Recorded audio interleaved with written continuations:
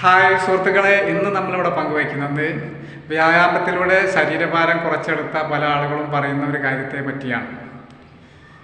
വ്യായാമത്തിലൂടെ 10, 15, 20 kilo ശരീരഭാരം കുറച്ചു കഴിഞ്ഞാൽ പലരും പറയാറുണ്ട്, ഇനി ഞങ്ങൾ വ്യായാമം ചെയ്യേണ്ടതുണ്ടോ എന്ന്.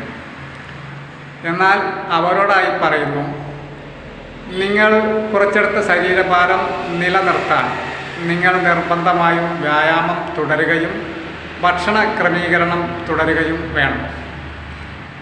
നിങ്ങൾ ഈ ചിട്ട പാലിക്കാതെ വ്യായാമം നിർത്തുകയാണെങ്കിൽ നിങ്ങളുടെ ഭക്ഷണ രീതി പാടെ മാറി മറിയും. കാരണം വ്യായാമവും ഭക്ഷണവും തമ്മിൽ ബന്ധപ്പെട്ടിരിക്കുന്നു. നിങ്ങൾ കഠിനാധ്വാനം ചെയ്ത് കുറച്ചെടുത്ത ശരീരഭാരം നിങ്ങളറിയാതെ നിങ്ങളിലേക്ക് തന്നെ വന്നു ചേരും. അതുകൊണ്ട് നിർബന്ധമായും വ്യായാമം തുടർന്നു കൊണ്ടുപോവുക, ഭക്ഷണ ക്രമീകരണം തുടർന്നു കൊണ്ടുപോവുക.